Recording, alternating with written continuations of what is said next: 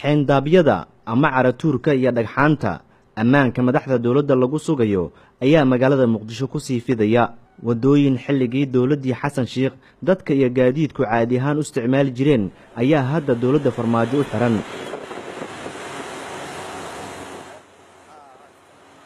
weerarada al-shabaab oo wadada hormarta madaxtooyada ku batay ayaa keentay in ay xirmaan wadooyin horay u furnaa kumanaan shacab ah ayay taasi ku qasabtay inay maraan hal wado oo qardajeex ah oo dhinac marta jaamacadda ummadda kadibna aada suuqa Xamarweyne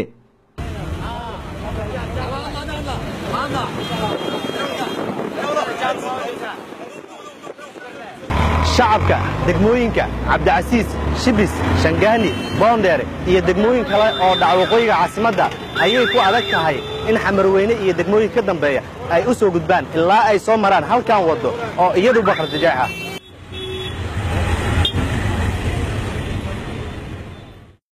qaar ka mid ah dadka gaadiidka ku mara halkan ayaan weydiiyay dhibka ay qabaan wadooyinkii loogu talagalay halbowlayaalka ah inay ummaddu marto loogu talagalay dawladdii baa dhagxaan ku goysay yaa kamid ah dawladdaas waxaa ka mid ah wadada hormarta meesha la yiraahdo ex barlamaan ka baxda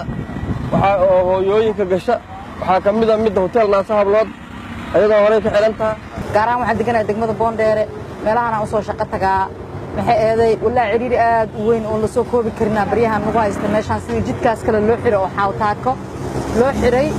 ciriiri aan yarayna meeshan ka jiro oo nagu haysta ciriirigaas waxa kamid ah anagoo soo rawaxnay ama shaqo u soconno oo jidku meelahan ka xirmo eeriyadan maaragtay Shabeelle eeriyadeeda ilaa iyo inta Xamarweyne la soo galaayo jaamacadda marka la soo dhaafo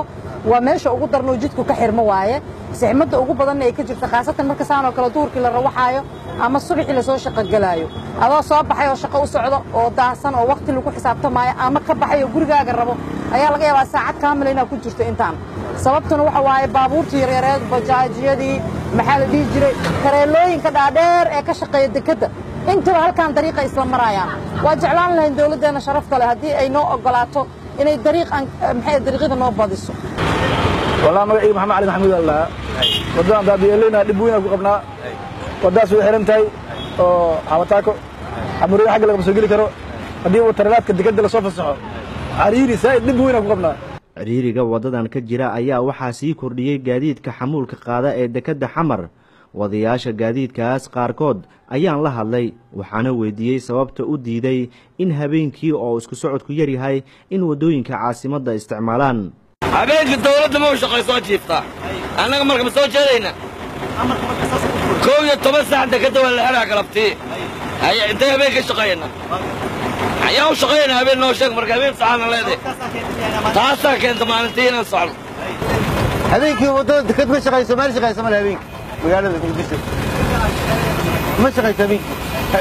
tuugu ma soo aadile oo inuu ku dhaco ka qaato telefoon laga qaato habeenkii lama soo aadi karo maalintii la shaqeeyo darno ilaa anaga inta xaqiijinta ammaanku ay ku xiran tahay in wada la xiro shacabka caasimaddu waxay dhibana u sii ahaan doonaan ammaanka madaxdii u shaqeyn lahayd maxamed yaxya jiino mustaqbal media